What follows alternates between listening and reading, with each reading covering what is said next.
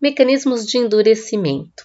O que vai aumentar a resistência dos materiais, basicamente, são as interações entre as imperfeições cristalinas.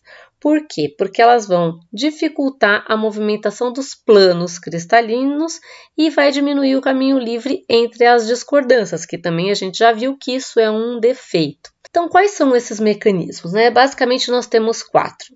A solução sólida, precipitação, refino de grão e encruamento. Vamos explorar cada um deles agora individualmente e depois a gente vai falar do efeito conjunto deles. Então, endurecimento por solução sólida. Vamos relembrar o que é uma solução sólida. Quando a gente faz ligas, a gente mistura 2 ou mais elementos por fundição e na solidificação, dependendo da quantidade que a gente colocou desses elementos, a gente pode ter uma solução sólida ou uma precipitação. Quando a gente fala de solução sólida, eu tenho que colocar um elemento B em um elemento A, como está representado aqui nessa figura, o elemento B, esse amarelinho, e o A, o azulzinho, de maneira que eu não exceda o limite de solubilidade. Então, a gente vai ter uma solução sólida. E como esse mecanismo dificulta o escorregamento de planos cristalinos? Vamos imaginar aqui que a gente tenha todos os átomos do mesmo tamanho. E a gente sabe que a deformação plástica acontece com o escorregamento desses planos, onde a gente aplica uma tensão e vai acontecendo uma deformação. Se todos esses átomos tiverem o mesmo tamanho, vocês concordam que é mais fácil de acontecer o escorregamento do que se a gente tiver átomos de tamanhos diferentes? Então, veja, quando a gente tem átomos de tamanhos diferentes, a gente causa uma distorção localizada em torno desse átomo e essa distorção implica em uma dificuldade nesse escorregamento atômico. Tanto faz se o átomo é um átomo grande ou um átomo pequeno, isso vai acontecer. Essa maior dificuldade de escorregamento de planos. Claro, gente, que aqui a gente está vendo um modelo bem simplificado, né? Uma coisa bidimensional, com poucos átomos. Aí vocês têm que imaginar que isso aí acontece com milhares, trilhares de átomos, né? Quando formam um metal. E que isso não é bidimensional, é tridimensional. Então, isso aqui é um modelo bem simplificado para que a gente consiga didaticamente ilustrar para vocês como que é esse efeito. Relembrando, a gente pode ter solução sólida substitucional, em que um átomo do soluto tem tamanho parecido com o átomo do solvente e, portanto, ele pode ocupar espaços na rede cristalina, dividindo essa rede cristalina com o átomo do solvente. Então, isso é uma solução sólida substitucional. E a gente também tem a solução sólida intersticial, quando os átomos são bem pequenininhos, de maneira que eles não podem ocupar uma posição na rede cristalina e dividir essa rede cristalina com o solvente. Então, ele se aloja nos interstícios da sua entidade geométrica, que são as estruturas cristalinas, e eles também causam uma distorção localizada ali e também tem um efeito endurecedor. Então, nessas figuras aqui embaixo, a gente consegue verificar melhor como que um átomo dissoluto causa essa distorção na rede cristalina. E não interessa se ele é grande ou se ele é pequeno. O que vai mandar ali no efeito endurecedor é a diferença entre o raio atômico do solvente e do soluto, como a gente vai ver aqui nesse gráfico. A gente tem um exemplo de vários solutos que estão dissolvidos no cobre. E aqui nessa tabela, coloquei o tamanho do raio atômico de cada um desses solutos e o raio atômico do cobre, e aqui a diferença entre eles, e a gente vai avaliar aqui o efeito endurecedor através da tensão de escoamento. O zinco. Veja que o zinco, eu estou colocando bastante aqui, ó, percentual atômico de soluto no cobre. Então, vamos ver que eu estou colocando uma quantidade considerável de zinco no cobre e ele não está me gerando um aumento de resistência mecânica, um aumento na tensão de escoamento significativo, se comparado com os outros elementos. Por quê? Vamos avaliar ali a diferença entre os tamanhos atômicos do cobre e do zinco. Veja, eles são muito parecidos. Então, a tensão localizada que ele vai fazer é muito pequena em relação, por exemplo, ao berílio, ao estanho, que tem uma diferença de raio atômico muito maior e, portanto, a tensão localizada que vai fazer ali na rede cristalina, em cada um dos átomos de soluto, ela é muito maior. Então, o efeito endurecedor também vai ser muito maior. Aí alguém podia dizer, mas o níquel e o zinco, eles têm a mesma diferença. Por que que o níquel está fazendo um efeito mais endurecedor? Porque também depende da quantidade que você coloca, né? Isso aqui, gente, é um gráfico qualitativo. A gente está fazendo uma análise qualitativa e aqui, por exemplo, o níquel eu estou colocando mais níquel do que o zinco, então eu tenho um efeito endurecedor um pouco maior. Mas o que prepondera é a diferença entre os raios atômicos, é o que vai me dizer qual deles vai ter o maior efeito endurecedor. Aqui no silício, por exemplo, eu vou ter uma diferença considerável de raios atômicos, mas eu estou colocando um pouquinho só aqui de silício. Então, vai depender da quantidade que você consegue colocar de soluto no seu solvente e dessa diferença entre raios atômicos. Isso que vai depender o quão efetivo endurecimento você vai ter. Então, quanto maior essa diferença entre os raios atômicos, menos você vai conseguir colocar desse soluto no seu solvente. Por quê? Porque como os raios eles são diferentes, você vai ter uma solubilidade menor do que raios atômicos parecidos. E se você colocar muito mais desse elemento, falar, então já que esse elemento tem um efeito endurecedor maior, então eu vou fazer uma liga com maior quantidade desse elemento para ter esse efeito endurecedor. Só que aí você vai ter a precipitação, porque como a diferença entre os raios atômicos do solvente e do soluto são tão diferentes, ele não consegue dissolver grandes quantidades. Então, vocês têm que prestar atenção nisso, tá? Então, aqui a gente tem um exemplo qualitativo com diversos elementos de soluto dissolvidos no nosso cobre, que nesse caso é o solvente. E aqui a tabela de comparação, para vocês terem uma ideia de como que é essa diferença entre raios atômicos. E a tensão de escoamento, o quanto que você consegue de aumento de resistência mecânica pela quantidade de elemento que você coloca. Então, vamos lá. Aqui no estanho eu tenho pouquinho desse elemento. Olha a quantidade de resistência mecânica que eu consegui, ao passo que aqui no níquel eu tenho muito mais quantidade de níquel e não cheguei nem na metade da resistência mecânica que eu consegui com o estanho, ok? Então, vamos falar agora do endurecimento por precipitação. Quando a gente excede o limite de solubilidade, como eu disse para vocês no slide anterior, por conta da diferença de raios atômicos ou diferença de estrutura cristalina, diferença de eletronegatividade, enfim, tem vários motivos para que a gente exceda esse limite de solubilidade e que a gente tenha precipitação na nossa liga. Esse precipitado, ele tem um contorno de fase.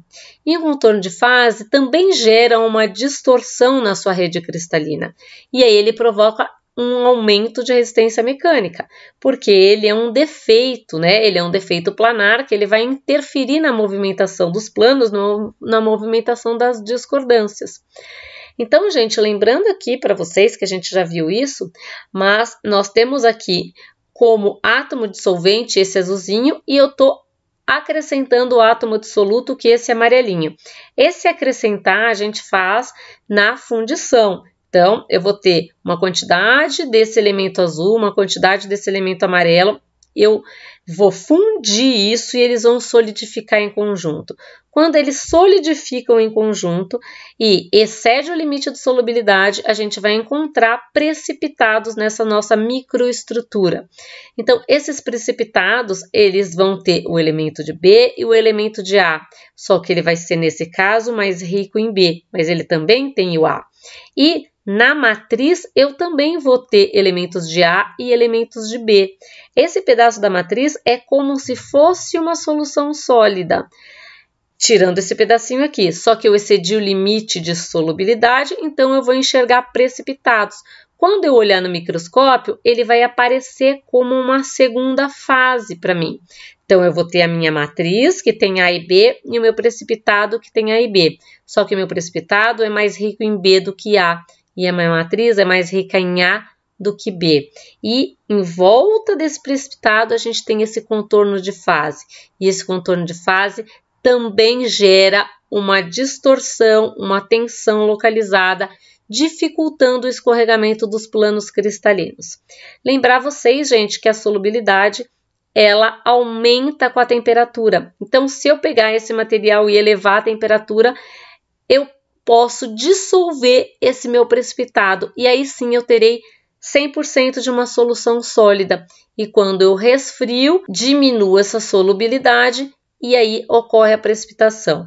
Como em geral a gente usa os materiais a temperatura ambiente ou em baixas temperaturas, a gente consegue ter precipitados estáveis na temperatura de trabalho do seu componente. Então, muitas vezes faz tratamentos para induzir precipitação de forma proposital, para aumento de resistência ao desgaste, para aumento de resistência mecânica, e eles perfeitamente conseguem trabalhar no seu componente na temperatura que você precisar. Então, vamos continuar falando, né, desse endurecimento por precipitação. A gente pode ter precipitados que são incoerentes com a nossa matriz. Quando eles são incoerentes? Quando eles têm estrutura cristalinas diferentes. Então, a gente diz que eles são incoerentes. E a gente tem precipitados coerentes quando o nosso precipitado ele tem a mesma estrutura cristalina que a matriz.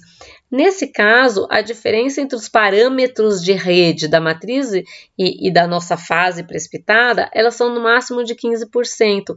Esse tipo de precipitação, ela aumenta mais a resistência mecânica do que esse tipo de precipitação. Porém, os precipitados incoerentes, eles são muito mais frequentes de acontecer.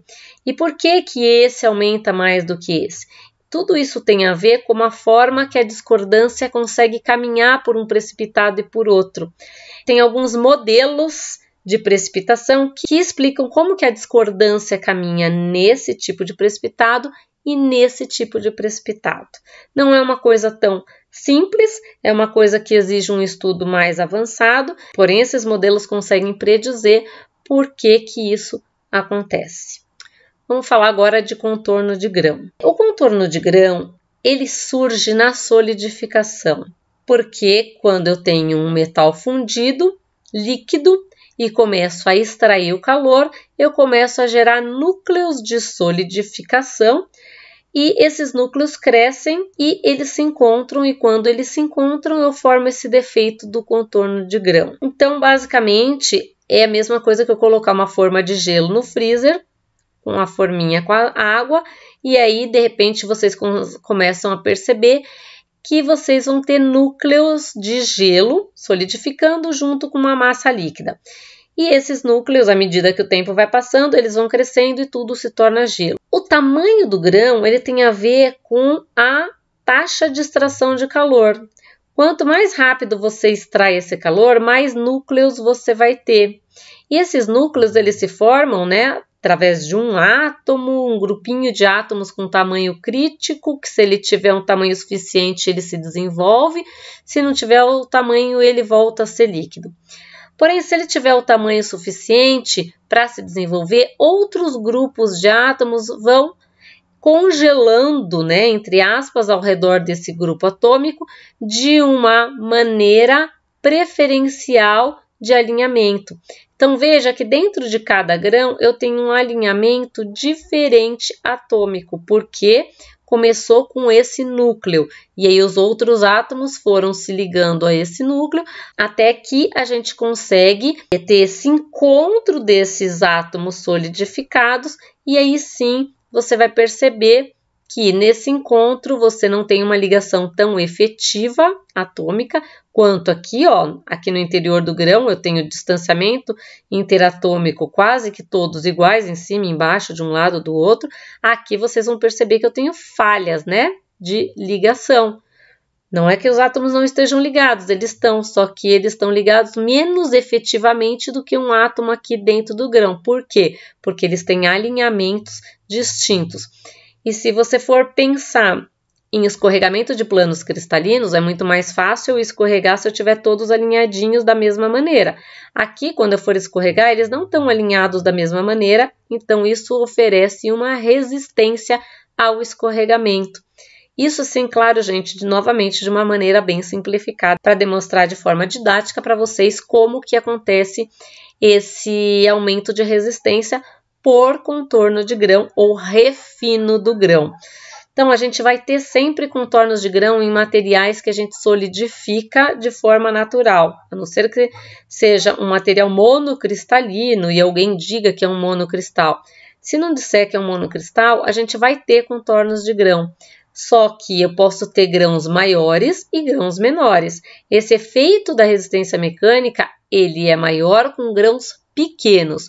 Muitos grãos pequenos, eles me fornecem maior resistência mecânica do que poucos grãos grandes. Justamente por isso que eu expliquei para vocês, porque dentro de cada grão eu tenho alinhamentos atômicos diferentes, tá? Então agora vamos falar do encruamento. Gente, o encruamento nada mais é do que a multiplicação de um defeito que a gente chama de discordância, que ele é causado pela deformação plástica a frio. Eu gravei uma aula para vocês só de encruamento e recristalização. Eu sugiro que vocês assistam para entender melhor como que é esse mecanismo, o que é deformação plástica a frio, temperatura homóloga. Então lá está bem explicado qual é o efeito do encruamento. Mas, basicamente, vamos ver o que é isso aqui. Eu tenho um material com os grãos equiaxiais, isotrópicos, ou seja, quase todos eles redondinhos, né? Então, eles vão ter a mesma resistência mecânica se forem solicitados no sentido vertical e no sentido horizontal, e eu preciso passar esse meu material por algum processo de conformação mecânica ou por algum tipo de deformação plástica. Aqui está exemplificada a laminação, né, onde eu passo esse meu material em 2 rolos cilíndricos com o objetivo de reduzir a espessura. Mas poderia ser qualquer outro tipo de deformação plástica ou de conformação mecânica. Quando eu faço isso, eu vou ter um alinhamento do grão no sentido dessa minha conformação mecânica. E quando eu faço isso, eu multiplico o meu defeito de discordância. E essa multiplicação desse defeito faz com que elas interajam e aí resulta em um aumento de resistência mecânica no meu material. Tá? Então, isso é um mecanismo de deformação plástica a frio. E aí, assistam a aula de encruamento e recristalização para entender por que tem que ser a frio. Então, agora vamos ver qual é o impacto desses mecanismos de endurecimento nas propriedades mecânicas. Qualquer um dos 4 mecanismos de endurecimento que eu falei para vocês, eles vão aumentar a nossa tensão de escoamento. Se ele aumenta a tensão de escoamento, ele aumenta a resistência mecânica. Então, aqui eu tenho o exemplo de um material A e de um material hipotético B. Então, aqui no A é esse material sem o mecanismo de endurecimento e no B com o mecanismo de endurecimento. Então, veja que se eu aumento a tensão de escoamento, eu reduzo a ductilidade. A ductilidade eu sempre vejo aqui na capacidade desse meu material alongar, o quanto ele deforma. E a tensão de escoamento, eu vou ver aqui, como eu tenho uma curva contínua, eu faço a regra do 0,2% de deformação. Aqui está exagerado para vocês poderem enxergar, mas traço uma paralela à região elástica e onde cruzar com a curva eu defino minha tensão limite de escoamento. Veja que a B está maior que a A. A minha tensão máxima da B e da A também estão distintas, a B está maior do que a A. Isso é onde eu vejo a minha resistência mecânica, é na tensão máxima que eu vejo a resistência mecânica, e a ductilidade, obviamente, cai, porque a ductilidade é a facilidade do escorregamento de planos cristalinos, e resistência mecânica é a dificuldade do escorregamento dos planos cristalinos. Uma coisa, gente, é contrária à outra. Então, tomem cuidado para não escreverem que você consegue aumentar a resistência mecânica e aumentar a ductilidade ao mesmo tempo, porque isso não tem como acontecer. Ou você facilita o escorregamento ou você dificulta o escorregamento. As duas coisas ainda não dá para a gente fazer. infelizmente. Então, uma pergunta bem interessante é se eu consigo ter mais de um mecanismo atuando ao mesmo tempo. Vamos pensar um pouco, gente. Eu consigo ter a solução sólida, a precipitação, o refino de grão, o encruamento, todos atuando ao mesmo tempo? Ou mais de um desses mecanismos atuando ao mesmo tempo? Consigo, né, gente? Lembra que eu falei para vocês que quando a gente faz a liga, para que a gente tenha a precipitação, a gente tem que ter um pedaço de solução sólida também. Porque a minha matriz, eu vou ter esse elemento A e B. Quando eu excedo o limite de solubilidade, eu tenho a precipitação. Só que aqui eu estou tendo um mecanismo de aumento de resistência por solução sólida e por precipitação ao mesmo tempo. O contorno de grão, ele surge na solidificação. Então, como eu falei para vocês, a menos que esteja explícito que é um monocristal, que é bem raro isso acontecer, nós vamos ter contorno de grão. Só que o contorno de grão que aumenta a resistência são contornos de grãos refinados, muitos contornos de grãos pequenos para que eu tenha esse efeito de aumento de resistência. Como é que eu consigo refinar grão? Com encruamento e recristalização. Por exemplo, eu consigo ter um refino de grão. Existem também tratamentos térmicos para a gente refinar o grão. Na solidificação, quanto mais baixa a temperatura de solidificação, maior quantidade de contorno de grão nós vamos ter também. Então, eu posso ter uma solução sólida, com precipitado e com grãos pequenos. Eu posso solidificar de maneira a ter contornos de grãos pequenos. E posso ter um encruamento também? Posso. Eu posso pegar esse material em que eu misturei A e B de maneira a ter precipitado, ter a solução sólida, solidifiquei rapidamente para que tenha grãos pequenos e submeti a uma deformação plástica, a frio. E aí eu posso sim ter os 4 mecanismos atuando em conjunto. Não é obrigatório ter os 4 mecanismos, mas eles podem coexistir. Pode coexistir 2, 3, 4, enfim, não é impeditivo, tá? Então, agora vamos ver quais desses mecanismos resistem a componentes que vão trabalhar em altas temperaturas. Porque a gente tem, para a indústria petroquímica, indústria aeroespacial, componentes que precisam resistir a altas temperaturas. Então, quais desses mecanismos vocês escolheriam para componentes que trabalham a altas temperaturas? Vamos começar agora pela parte de baixo e subindo. Se eu tiver um material encruado e colocar esse meu componente a alta temperatura, o que vai acontecer? Ele vai recristalizar, porque eu estou dando energia para o meu material recristalizar. Eu estou dando energia para que ele saia daquele estado encruado, que está altamente energético, ele não gostaria de estar dessa forma, ele só está dessa forma porque ele não tem energia para recristalizar e voltar os grãos numa forma equiaxial.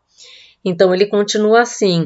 Porém, se você trabalha com esse componente a alta temperatura, ele recristaliza e você perde o efeito de endurecimento. O refino de grão. O grão, gente, da mesma forma. Contorno de grão é defeito. O material não quer ter contorno de grão. Se você fornece energia para que o grão cresça, a gente vai perder parte do refino de grão e perder parte de resistência.